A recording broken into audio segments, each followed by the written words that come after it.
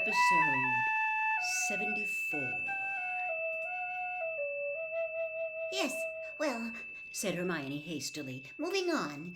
The point is, are we agreed we want to take lessons from Harry? There was a murmur of general agreement.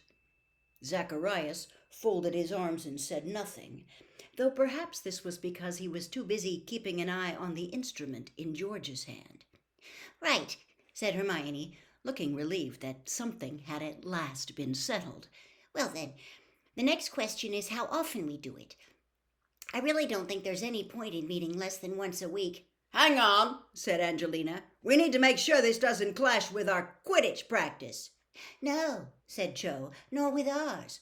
Nor ours, added Zacharias Smith. I'm sure we can find a night that suits everyone, said Hermione, slightly impatiently. But you know this is rather important. We're talking about learning to defend ourselves against Voldemort's Death Eaters.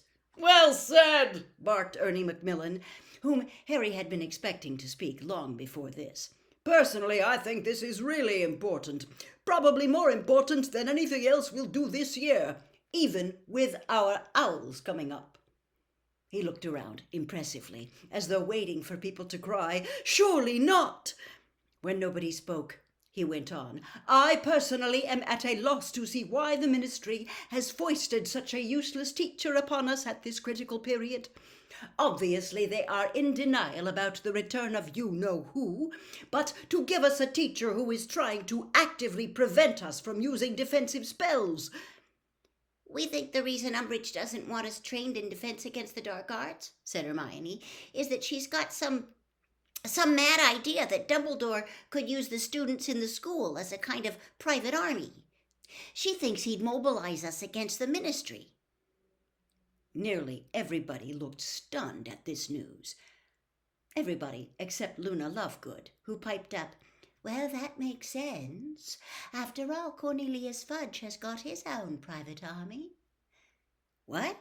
said Harry, completely thrown by this unexpected piece of information. "Yes, he's got an army of heliopaths," said Luna solemnly. "No, he hasn't," snapped Hermione. "Yes, he has," said Luna. "What are heliopaths?" asked Neville, looking blank. "They're spirits of fire," said Luna, her protuberant eyes widening so that she looked madder than ever. "Great, tall, flaming creatures that gallop across the ground, burning everything in front of them." "They don't exist, Neville," said Hermione tartly. "Oh, yes, they do," said Luna angrily. "I'm sorry, but where's the proof of that?" snapped Hermione. "There are plenty of eyewitness accounts. Just because you're so narrow-minded, you need to have everything shoved under your nose before you—" said Ginny, in such a good imitation of Professor Umbridge that several people looked around in alarm and then laughed. "Weren't we trying to decide how often we're going to meet and get defense lessons?"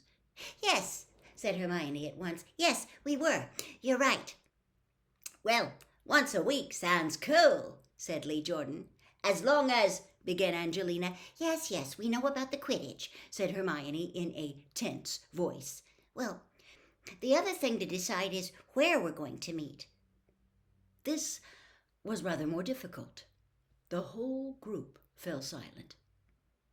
"Library?" suggested Katie Bell after a few moments. "I can't see Madame Ponce being too chuffed with us doing jinxes in the library," said Harry. "Maybe an unused classroom," said Dean. "Yeah," said Ron. "McGonagall might let us have hers. She did when Harry was practicing for the Triwizard." But Harry was pretty certain that McGonagall would not be so accommodating this time. For all that Hermione had said about study and homework groups being allowed, he had the distinct feeling this one might be considered a lot more rebellious. "Right. Well, we'll try to find somewhere," said Hermione. "We'll send a message round to everybody when we've got a time and a place for the first meeting." She rummaged in her bag and produced parchment and a quill, then hesitated, rather as though she was steeling herself to say something. I think everybody should write their names down, just so we know who was here. But I also think, she took a deep breath, that we all ought to agree not to shout about what we're doing. So if you sign, you're agreeing not to tell Umbridge or anybody else what we're up to." Fred reached out for the parchment and cheerfully put down his signature. But Harry noticed at once that several people looked less than happy at the prospect of putting their names on the list. Said Zacharias slowly, not taking the parchment that George was trying to pass him. "Well, I'm sure Ernie will tell me when the meeting is." But Ernie was looking rather hesitant about signing too. Hermione raised her eyebrows at him. Well, we are prefects," Ernie burst out, "and if this list was found, well, I mean to say, you said yourself if Umbridge finds out." "You just said this group was the most important thing you do this year," Harry reminded him. Yes," said Ernie. "Yes, I do believe that. It's just—" "Ernie, do you really think I'd leave that list lying around?" said Hermione testily. No, of course not," said Ernie, looking slightly less anxious. Yes, of course I'll sign." Nobody raised objections after Ernie, though Harry saw Cho's friend give her a rather reproachful look before adding her name. When the last person, Zacharias, had signed, Hermione took the parchment back and slipped it carefully into her bag. There was an odd feeling in the group now. It was as though they had just signed some kind of contract. "Well, time's ticking on," said Fred briskly, getting to his feet. "George Lee and I have got items of a sensitive nature to purchase. We'll be seeing you all later." In twos and threes, the rest of the group took their leave too. Cho made rather a business of fastening the catch on her bag before leaving, her long, dark curtain of hair swinging forward to hide her face. But her friend stood beside her, arms folded, clicking her tongue so that Cho had little choice but to leave with her. As her friend ushered her through the door, Cho looked back and waved at Harry. "Well, I think that went quite well," said Hermione happily, as she, Harry, and Ron walked out of the Hogshead into the bright sunlight a few moments later, Harry and Ron still clutching their bottles of butterbeer. "That Zacharias bloke's a wart," said Ron, who was glowering after the figure of Smith, just discernible in the distance. "I don't like him much either," admitted Hermione. "But he overheard me talking to Ernie and Hannah at the Hufflepuff table, and he seemed really interested in coming, so what could I say? But the more people, the better, really. I mean, Michael Corner and his friends wouldn't have come if he hadn't been going out with Ginny." Ron, who had been draining the last few drops from his butterbeer bottle, gagged and sprayed butterbeer down his front. "He's what?" said Ron, outraged, his ears now resembling curls of raw beef. "She's going out with my sister's?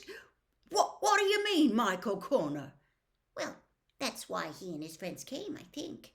Well, they're obviously interested in learning defense, but if Ginny hadn't told Michael what was going on—" When did she?" "They met at the Yule Ball, and they got together at the end of last year," said Hermione composedly. They had turned into the High Street, and she paused outside Scrivenshaft's quill shop, where there was a handsome display of pheasant feather quills in the window. I could do with a new quill." She turned into the shop. Harry and Ron followed her. "Which one was Michael Corner?" Ron demanded furiously. "The dark one," said Hermione. "I don't like him," said Ron at once. "Big surprise," said Hermione under her breath. "But," said Ron, following Hermione along a row of quills in copper pots, "I thought Ginny fancied Harry." Hermione looked at him rather pityingly and shook her head. "Ginny used to fancy Harry, but she gave up on him months ago. Not that she doesn't like you, of course," she added kindly to Harry while she examined a long black and gold quill. Harry, whose head was still full of Cho's parting wave, did not find this subject quite as interesting as Ron. who was positively quivering with indignation. But it did bring something home to him that until now had not really registered. "So that's why she talks now?" he asked Hermione. "She never used to talk in front of me." "Exactly," said Hermione.